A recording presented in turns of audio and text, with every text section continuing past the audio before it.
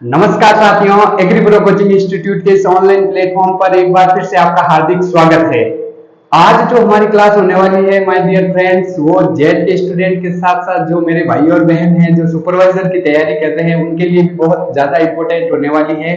क्योंकि आज जो हमारी क्लास है वो history of agriculture and origin of agricultural, मतलब हमारे देश में या फिर विश्व में कृषि का इतिहास और कृषि की शुरुआत कैसे हुई।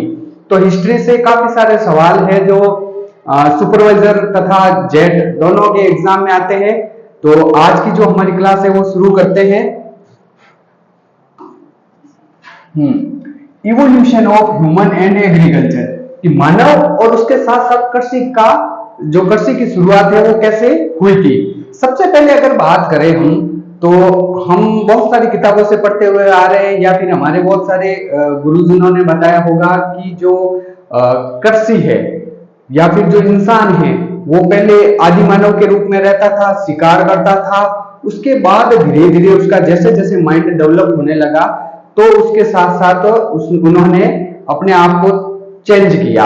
अब चेंज कैसे कर सकता है, जैसे पहले वो शिकार करता था तो फिर उसने एक जगह पर रहना शुरू किया, खेती करना शुरू किया। खेती में जो अन्न उत्पन्न होता था अगर वो अधिक उत्पादित कर देता था तो उसको किसी और के साथ साझा करता था। पहले जो ट्रेड होता था वो मतलब ऐसा समझ सकते हो कि जैसे गेहूं के बदले में, मतलब बदले में कुछ काम करना, उसके लिए कोई पैसे वगैरह नहीं होते थे। ये चलन अभी का है, मतलब धीरे धीरे स्टार्ट हुआ। पहले सिक्के वगैरह ये चलते थे, अब रुपए में ट्रेड हो रहा है। तो उसने ट्रेड सीखा और वो आज तक ये चलन चलता हुआ आ रहा है। तो हम स्टार्ट करते हैं हमारी क्लास को कि जो सबसे पहले जो मानव था उसने शिकार करना शुरू किया।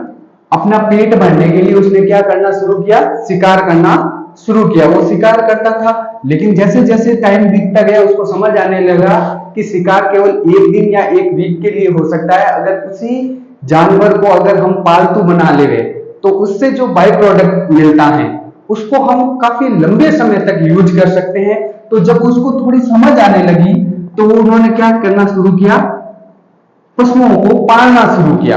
पशुओं को पालना शुरू किया। यहाँ पर एक थोड़ा सा इंपॉर्टेंट सवाल बनता है कि सबसे पहले उसने कौन सा पशु पाला होगा। सबसे पहले उसने कौन सा पशु पाला होगा, तो सबसे पहले उसने जो पशु पाला है उसका नाम है डॉग, कुत्ता। कौन सा पशु पाला उसने, डॉग या कुत्ता। फिर पशुपालन शुरू किया तो पशुओं को खिलाने के लिए चारा वगैरह या फिर इवन थोड़ी और समझ आने लगी तो उसको लगा कि कुछ ऐसे पदार्थ हैं अगर जिसको जमीन में ढका जाए तो बारिश या पानी मिलने पर वो ग्रोथ करता है और उससे भी खाने की चीजें मिलती हैं। तो उसने क्या किया, शुरू किया, फसल उगाना शुरू किया। क्या किया, फसल उगाना शुरू किया। अब फसल उगाने के लिए पानी की जरूरत होती है और खेत की जरूरत होती है। तो उसने क्या किया, नदियों के किनारे, आप हिस्ट्री में पढ़ते होंगे सभ्यताएं, आप कोई सी भी सभ्यता उठाकर देख लीजिए वो सभी सभ्यताएं नदियों के किनारे है। क्यों है वो नदियों के किनारे, क्योंकि जो मानव था वो कहीं ना कहीं रुका था तो वो नदियों के किनारे रुका था। क्यों नदियों के किनारे रुका था, क्योंकि वहां पर उसको क्या मिल जाता था, खेत मिल जाता था। खेती करने के लिए खेत मिल जाता था, खेती करने के लिए, और उन्हीं खेतों में सिंचाई करने के लिए उसको क्या मिल जाता था, जल मिल जाता था। सिंचाई करने के लिए क्या मिल जाता था, जल, क्योंकि वो नदियों के किनारे रहता था। तो जल और खेत दोनों आसानी से मिल जाता था, इसलिए वो ग्रुप में रहकर खेती करना शुरू किया। अब खेती की जाहिर सी बात है आज हम भी खेती करते हैं, और अगर हमारे घर में यूज आने के अलावा अगर हम जैसे कोई भी किसी का भी प्रोडक्शन लेते हैं, बाजरा, ज्वार या फिर मूंग, मोट, ग्वार, किसी का भी प्रोडक्शन लेते हैं, अगर हमारा प्रोडक्शन घरेलू यूज के अलावा अगर एक्स्ट्रा है तो हम उसको मार्केट में बेचते हैं। तो जब मानव को थोड़ा दिमाग और उनका अपडेट हुआ चला तो उन्होंने क्या शुरू किया, व्यापार शुरू किया। क्या शुरू किया, व्यापार शुरू किया। तो हम क्या कह सकते हैं, जो मानव का है वो विकास या फिर जो इवोल्यूशन है वो कैसे हुआ।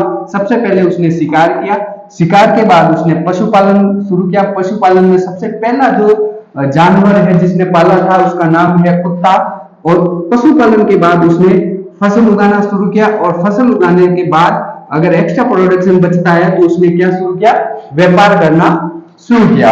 आगे अगर हम बात करें तो जो वैज्ञानिक कृषि का विकास है तो इसके इंपोर्टेंट इवेंट्स, कौन से ईयर में हमने क्या देखा या क्या शुरू किया, इसके बारे में एक सारणी है, बहुत सिंपल सी सारणी है, ज्यादा इसमें कुछ है नहीं ऐसा।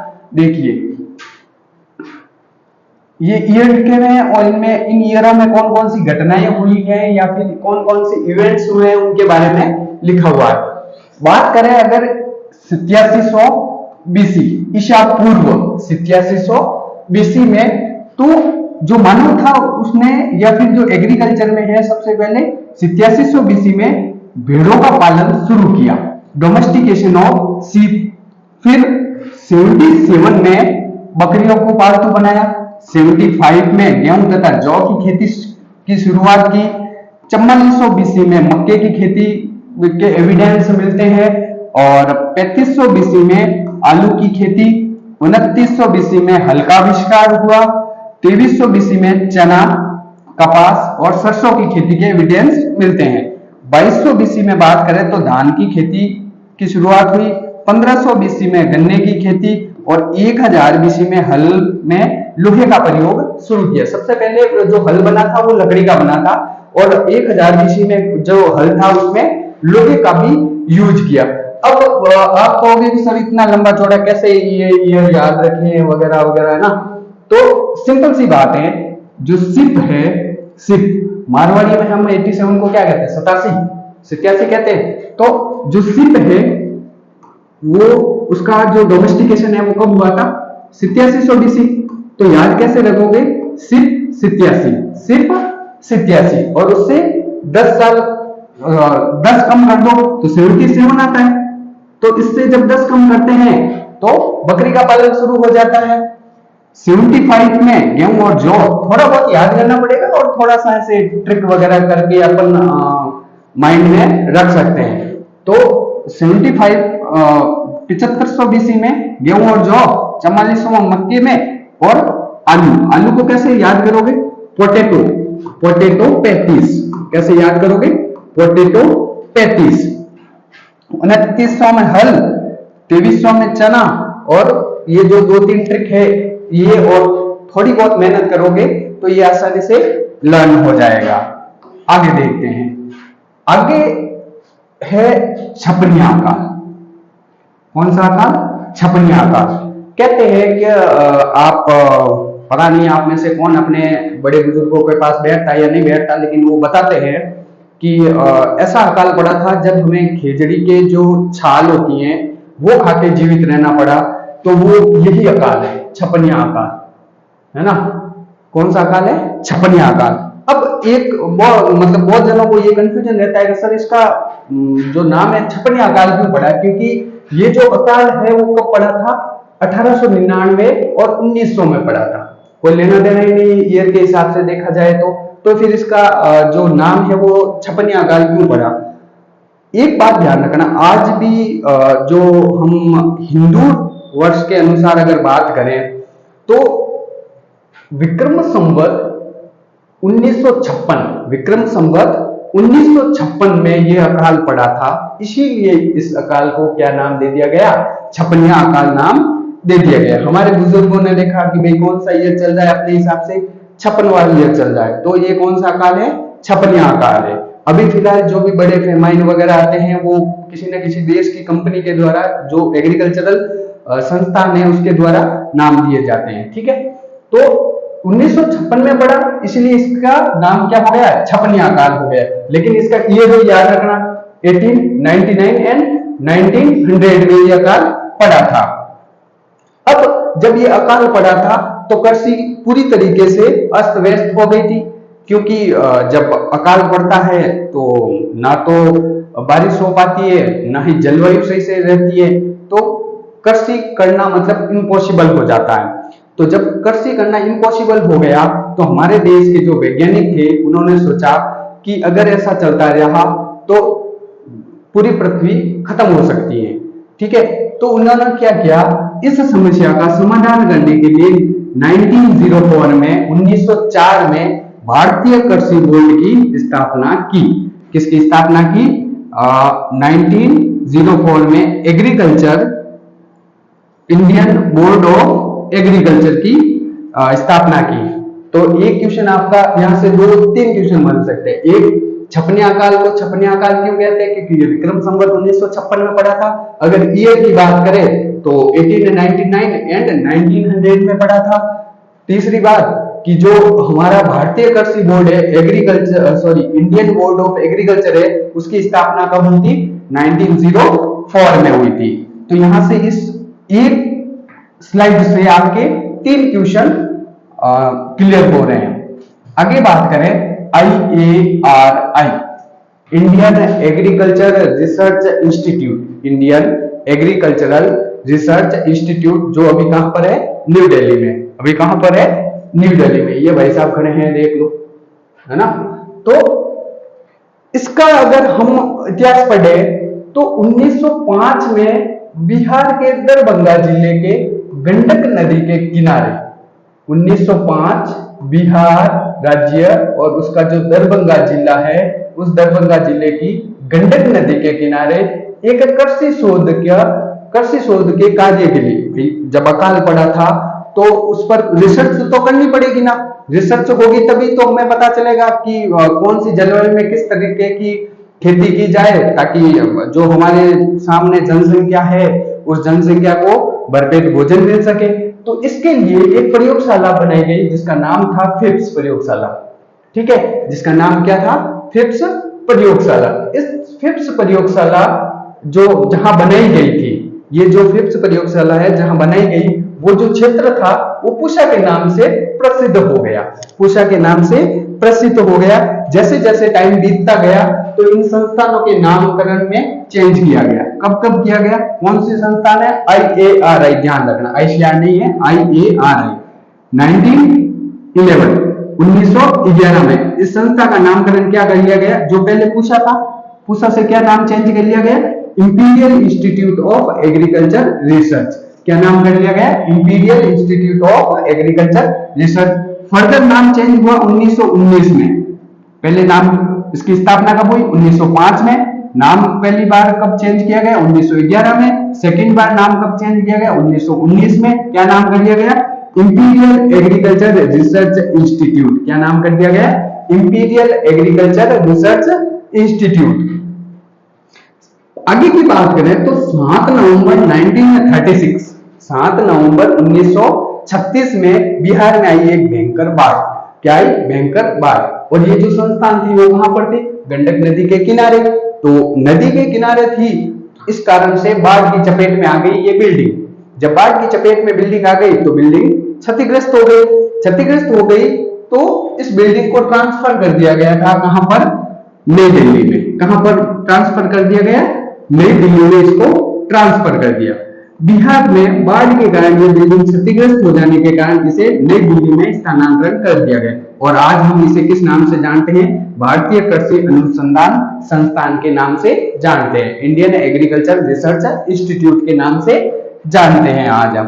तो ये डेट है, याद रखना कि जनरली पूछा जाता है कि IARI की स्थापना कब हुई या फिर पूषा की स्थापना कब हुई? 1905 में। फर्स्ट टाइम इसका नाम चेंज कब किया गया? 1911 में। सेकेंड टाइम इसका नाम चेंज कब किया गया? 1919 में।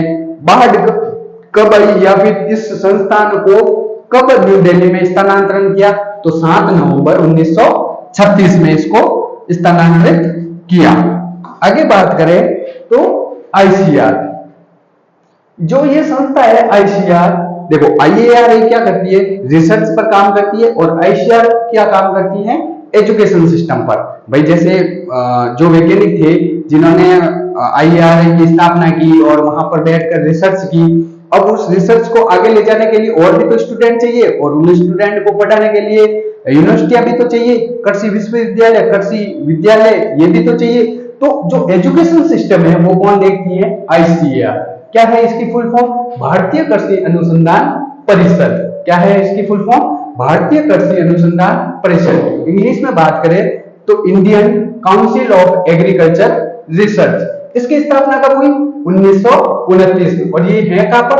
नई दिल्ली में। कहां पर है? नई दिल्ली में। और अभी वर्तमान में करीबन 6 या 7 महीने हुए। अभी वर्तमान में इनके डीजी चेंज हुए हैं, जिनका नाम है doctor ML Jat. Doctor ML Jat, और ये राजस्थान के ही रहने वाले हैं, डॉक्टर एमएल जाट। अब ये क्या काम करती है आईसीआर? कृषि अनुसंधानों, कृषि विश्वविद्यालयों तथा अन्य कृषि संस्थानों के साथ मिलकर ये क्या करती है? कृषि को बढ़ावा देती है। कृषि को बढ़ावा देती है। यहां से एक और सवाल बनता है कि हम आईसीआर डे कब सेलिब्रेट करते हैं? आईसीआर डे कब सेलिब्रेट करते हैं? तो इसका आंसर है 16 जुलाई।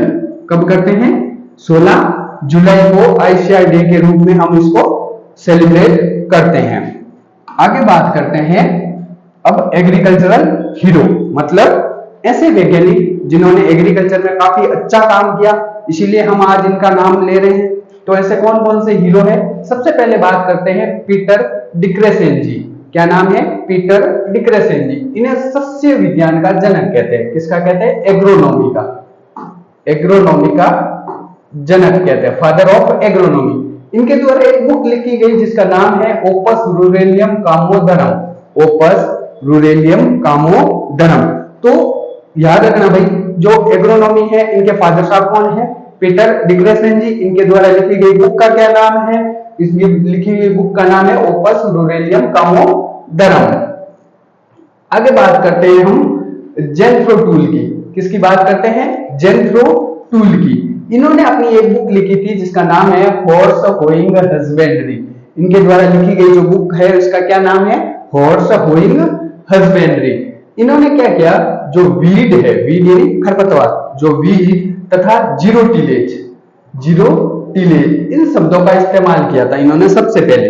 यानी कि आप कह सकते हैं कि जो वीड और जीरो टिलेज शब्द है वो किनके द्वारा दिया गया है? वो दिया गया है जेनफ्रो टूल साहब के द्वारा दिया गया है। वीट खरपतवार ये तो समझ गए होंगे। जीरो टिलेज क्या होता है? मतलब ऐसी खेती जहां पर किसी प्रकार का कोई टिलेज कार्य नहीं किया जाता है, मतलब कोई भी किसी प्रकार का कोई एग्रीकल्चरल इंस्ट्रूमेंट का यूज नहीं किया जाता है और डायरेक्ट सोइंग की जाती है, उसको जीरो टिलेज कहते हैं। ठीक है, आगे बात करते हैं ग्रीन रेवोल्यूशन। क्या है? ग्रीन रेवोल्यूशन या फिर हरित क्रांति। देखो, बाढ़ आई थी, बाढ़ आने के बाद हमारे यहाँ पर एग्रीकल्चर संस्थानों का निर्माण होने लगा। एग्रीकल्चर संस्थानों का निर्माण होकर रिसर्च हुआ। उस रिसर्च को जब अब खेतों में इंप्लीमेंट करने की बारी है, तो सबसे पहले जो हम पढ़ते हैं वो क्या है? ग्रीन रेवोल्यूशन, हरित क्रांति। क्रांति मतलब बहुत बड़ा बदलाव। ठीक है, तो ये जो हरित क्रांति है इसकी शुरुआत हुई थी 1966 एंड 67 में। देखो, जो अकाल है, छपनिया अकाल, वो कब पड़ा था? 1899 और 1900 में।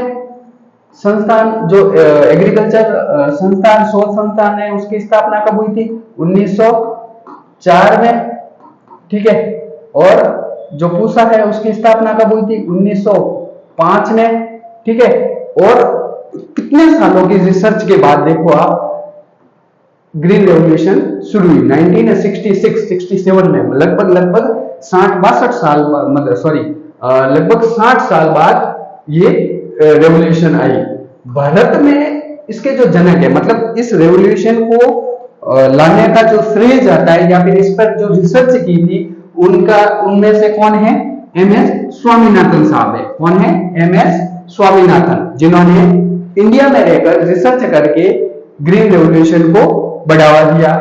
ठीक है, अगर विश्व में तुमसे पूछ ले कि विश्व में हरित क्रांति के जनक कौन है, तो विश्व में हरित क्रांति के जनक है doctor NE. Borlaug. Doctor NE. Borlaug, doctor NE.